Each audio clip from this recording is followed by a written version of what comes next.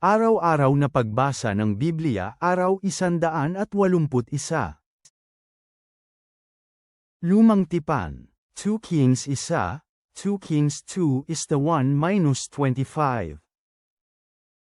Nang namatay si Ahab, nagrebelde ang Moab laban sa Israel. Pagkatapos, nahulog si Ahazias sa balkonahe sa taas ng kanyang tulugan sa Samaria, at nagkaroon ng malubhang karamdaman. Kaya nagpadala siya ng mga mensahero at sinabi sa kanila, "Pumunta kayo at tanungin si Baal-zebub, ang Diyos ng Ekron, kung gagaling pa ako sa karamdamang ito." Pero sinabi ng anghel ni Yahweh kay Elias ang taga-Tisbi, "Tumayo ka at puntahan ang mga mensahero ng hari ng Samaria, at tanungin mo sila, dahil ba walang Diyos sa Israel kaya kayo pupunta para sumangguni kay Baal-zebub ang Diyos ng Ekron?" Dahil dito, ito ang sabi ni Yahweh, "Hindi ka na makakabangon sa higaan kung saan ka bumabangon, sa halip, tiyak kang mamamatay." Pagkatapos umalis si Elias, nang bumalik ang mga mensahero kay Ahazias, sinabi niya sa kanila, "Bakit kayo bumalik?" Sinabi nila sa kanya, "Isang lalaki ang lumapit sa amin na nagsabi, bumalak kayo sa haring nagpadala sa inyo, at sabihin sa kanya, sinabi ito ni Yahweh, dahil ba walang Diyos sa Israel kaya kayo pupunta para sumangguni kay Baal-zebub ang Diyos ng Ekron? Dahil dito, hindi ka na makakabangon sa hinggan kung saan ka bumabangon, sa halip, tiyak kang mamamatay." Sinabi ni Ahazias sa kanyang mga mensahero, "Anong klaseng tao siya, ang taong lumapit sa inyo at sinabi ang mga salitang ito?" Sumagot sila sa kanya, "Nakasuot siya ng damit na gawa sa buhok at mayroong balat na sinturon na nakasuot sa kanyang baywang." Kaya sumagot ang hari, "Si Elias iyon na taga-Tisbi." Pagkatapos nagpadala ang hari ng kapitan kasama ang 50 sundalo para kay Elias. Nagpunta ang kapitan kay Elias kung saan nakaupo siya sa tuktok ng burol. Nagsalita ang kapitan sa kanya, "Ikaw na lingkod ng Diyos," sinabi ng hari, "Bumaba ka." Sumagot si Elias at sinabi sa kapitan, "Kung ako ay lingkod ng Diyos, bumaba sana ang apoy mula sa kalangitan at sunugin ka at ang 50 sundalo mo." Pagkatapos bumaba ang apoy mula sa kalangitan at sinunog siya at kanyang 50 sundalo. Muling nagpadala si Haring Ahazias ng isa pang kapitan na may kasamang 50 sundalo para kay Elias. Sinabi ng kapitan kay Elias, "Ikaw na lingkod ng Diyos," sabi ng hari, "Magmadali kang bumaba." Sumagot si Elias at sinabi sa kanila, "Kung ako ay lingkod ng Diyos, bumaba sana ang apoy mula sa kalangitan at sunugin ka at iyong 50 sundalo." Muli, bumaba ang apoy ng Diyos mula sa kalangitan at sinunog siya at kanyang 50 sundalo. Ganun pa man, nagpadala muli ang hari ng ikatlong grupo ng 50 mandirigma. Umakyat ang kapitan, lumuhad sa harap ni Elias, at nagmakaawa sa kanya at sinabi, "Ikaw na lingkod ng Diyos, nagmamakaawa ako na ang buhay ko at buhay ng 50 alipin mo ay maging mahalaga sa iyong paningin." Tunay nga na bumaba ang apoy mula sa kalangitan at sinunog ang unang 2 kapitan kasama ng kanilang mga tauhan, pero ngayon hayaan mo sana na maging mahalaga ang buhay ko sa iyong paningin. Kaya nagsabi ang anghel ni Yahweh kay Elias, "Bumaba ka kasama niya. Huwag kang matakot sa kanya." Kaya tumayo si Elias at bumaba kasama niya papunta sa hari. Pagkatapos, sinabi ni Elias kay Ahazias, "Ito ang sinabi ni Yahweh, nagpadala ka ng mga mensahero para sumangguni kay Baal-zebub ang Diyos ng Ekron. Dahil ba walang Diyos sa Israel na maaari mong tanungan ng kaalaman? Kaya ngayon, hindi ka na makakabangon sa hinggan kung saan ka bumabangon, sa halip, tiyak kang mamamatay." Kaya namatay si Haring Ahazias ayon sa mga salita ni Yahweh na binanggit ni Elias. Nagsimulang maghari si Joram kapalit niya, sa 2 taon, si Joram anak ni Jehoshaphat ang naging hari ng Juda, dahil walang anak si Ahazias. Para sa ibang mga bagay na tungkol kay Ahazias, hindi ba sila nakasulat sa aklat ng mga kaganapan sa buhay ng mga hari ng Israel? At nangyari, nang kukunin na ni Yahweh si Elias paakyat sa langit sa pamamagitan ng Aipo, umalis si Elias kasama si Eliseo sa Gilgal. Sinabi ni Elias kay Eliseo, "Pakiusap, manatili ka rito dahil pinapadala ako ni Yahweh sa Bethel." Sumagot si Eliseo, hanggang nabubuhay si Yahweh at hanggang nabubuhay ka, hindi kita iiwan. Kaya pumunta sila sa Bethel. Pumunta ang mga anak ng mga propeta na nasa Bethel kay Eliseo at sinabi sa kanya, alam mo ba na kukunin ni Yahweh ang Panginoon mo ngayong araw na ito? Sumagot si Eliseo, oo, alam ko, pero huwag ninyo nang banggitin iyon. Sinabi ni Elias sa kanya, Eliseo, pakiusap, manatili ka rito, dahil pinapadala ako ni Yahweh sa Jericho. At sumagot si Eliseo, hanggang nabubuhay si Yahweh at hanggang nabubuhay ka, hindi kita iiwan. Kaya nagpunta sila sa Jericho. Pagkatapos pumunta ang mga anak ng mga propeta kay Eliseo na nasa Jericho at sinabi sa kanya, alam mo ba na kukunin ni Yahweh ang Panginoon mo ngayong araw na ito? Sumagot si Eliseo, oo, alam ko, pero huwag ninyo nang banggitin iyon. Pagkatapos sinabi ni Elias sa kanya, Eliseo, pakiusap, manatili ka rito, dahil pinapadala ako ni Yahweh sa Jordan. At sumagot si Eliseo, hanggang nabubuhay si Yahweh at hanggang nabubuhay ka, hindi kita iiwan. Kaya nagtungo ang dalawa. Kinalaunan, 50 anak ng mga propeta ang tumayo sa harap ng dalawa habang nakatayo sa kabilang dako ng Jordan. Hinubad ni Elias ang kanyang balabal, tinupi, at hinampas ang tubig gamit ito. Nahati sa dalawang bahagi ang ilog kaya nakalakad ang dalawa sa tuyong lupa. At iyon nga ang nangyari pagkatapos nilang tumawid sa kabila, sinabi ni Elias kay Eliseo, hilingin mo sa akin ang ibig mong gawin ko para sa iyo bago ako kunin sa piling mo. Sumagot si Eliseo, kung maaari hayaan mong mapunta sa akin ang 2 ulit ng iyong espiritu. Sumagot si Elias, humihiling ka ng mahirap na bagay. Gayunpaman, kung makikita mo ako kapag kinuha ako mula sa iyo, mangyayari ito sa iyo. Pero kung hindi, hindi mangyayari iyon. Habang naglalakad sila at nag-uusap, biglang may isang karwahe ng apoy at mga kabayong apoy ang lumitaw, na nagpahiwalay sa kanila, at nilipad pataas si Elias sa pamamagitan ng aypo-aypo sa langit. Nakita iyon ni Eliseo at nanangis, ama ko, ang mga karwahe ng Israel at kanilang kabalyero. Hindi na niya nakita si Elias, at hinawakan ang kanyang damit at pinunit sa 2 bahagi. Dinampot niya ang nahulog na balabal mula kay Elias, at bumalik sa pampang ng Jordan para tumayo roon. Hinampas niya ang tubig gamit ang nahulog na balabal ni Elias at sinabi, nasaan si Yahweh, ang Diyos ni Elias? Nang hinampas niya ang tubig, nahati ito sa 2 bahagi at tumawid si Eliseo.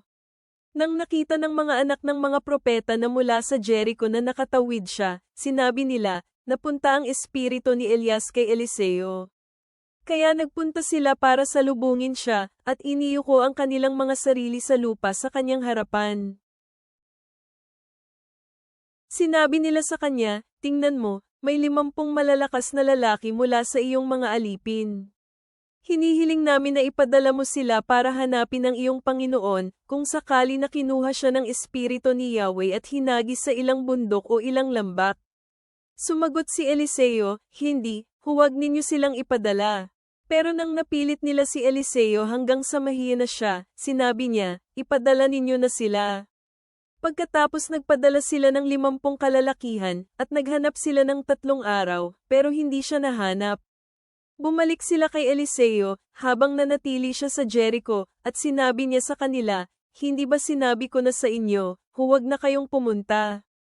Sinabi ng mga lalaki sa lungsod kay Eliseo, nagmamakaawa kami sa iyo, nakikita mo na mabuti ang kalagayan ng lungsod na ito, gaya ng nakikita ng Panginoon ko, pero madumi ang tubig at hindi mabunga ang lupain. Sumagot si Eliseo, magdala kayo sa akin ng bagong mangkok at lagyan ito ng asin, kaya dinala nila iyon sa kanya. Nagpunta si Eliseo sa bukal ng tubig at tinapon ang asin doon, at kanyang sinabi ito ni Yahweh, pinagaling ko na ang tabigang ito. Mula sa oras na ito, walang nang kamatayan at lupaing hindi mamumangga, kaya gumaling ang tubigan sa araw ding iyon, sa pamamagitan ng mga salita na sinabi ni Eliseo. Pagkatapos pumunta si Eliseo mula roon hanggang sa Bethel. Habang papunta siya sa kanyang daraanan, may mga batang lalaki ang lumabas mula sa lungsod at hinamak siya. Sinabi nila sa kanya, umakyat ka, kalbo. Umaakyat ka, kalbo. Tumingin si Eliseo sa kanyang likuran at nakita sila, tumawag siya kay Yahweh para sampain sila. Pagkatapos 2 babaeng oso ang lumabas sa kakahuyan at sinugod ang 42 bata. Pagkatapos pumunta si Eliseo mula roon sa bundok Carmel, at mula roon bumalik siya sa Samaria.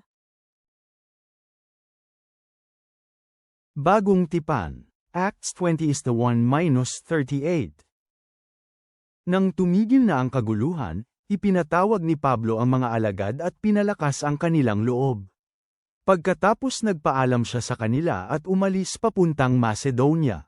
Nang mapunta niya ang mga rehiyong iyon at labis na mapalakas ang loob ng mga mananampalataya, pumunta siya sa Gracia. Pagkatapos niyang namalagi ng 3 buwan doon, may nabuong masamang balak ang mga Hudyo laban sa kanya nang siya ay maglalayag sa Syria, kaya nagpasya siya na bumalik sa Macedonia.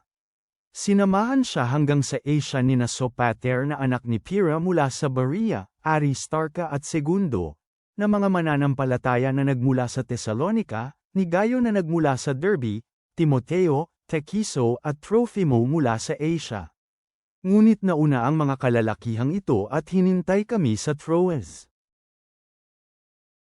Naglayag kami mula Filipos pagkatapos ng mga araw ng tinapay na walang lebadura, at sa loob ng 5 araw ay nakarating kami sa Troas. Nanatili kami doon ng 7 araw. Sa unang araw ng linggo, nang kami ay nagtipon-tipon upang pagpira-pirasuhin ang tinapay, nagsalita si Pablo sa mga mananampalataya. Binabalak niyang umalis kinabukasan, kaya patuloy siyang nagsalita hanggang hating gabi. May maraming mga ilawan sa itaas ng silid kung saan kami nagtipon-tipon. May isang binata na nakaupo sa bintana na nagngangalang Eutico, na nakatulog ng mahimbing. Habang tumatagal ang pangangaral ni Pablo, patuloy parent sa pagtulog ang binatang ito, nahulog mula sa pangatlong palapag at kinuha siyang patay. Ngunit bumaba si Pablo, damapa sa kanya at yinakap siya. At sinabi niya, huwag kayong mag-alala, dahil siya ay buhay. Pagkatapos umakyat siya sa itaas at pinagpiraso ang tinapay at kumain. Pagkatapos niyang makipag-usap sa kanila hanggang madaling araw, siya ay umalis. Naibalik nila ang binata ng buhay at naging panatag ang kanilang kalooban. Nauna kaming pumunta kay Pablo sa pamamagitan ng barko at naglayag papuntang Ason, kung saan namin binalak isakay si Pablo. Ito ang ninais niyang gawin, dahil binalak niyang maglakbay sa lupa. Nang nakasalubong namin siya sa Ason, isinama namin siya sa barko at nagpunta sa Mytilene. At naglayag kami mula doon at nakarating kinabukasan sa kabilang pulo ng Quio. Sa sumunod na araw nakarating kami sa pulo ng Samos, at pagkalipas ng 1 araw, nakarating kami sa lungsod ng Mileto. Sapagkat ipinasya ni Pablo na lumampas ng Efeso, upang hindi siya maglaan ng ilang araw sa Asia, sapagkat nagmamamadali siyang makarating sa Jerusalem para sa araw ng Pentecostes, kung ang lahat na ito'y makaya niyang gawin.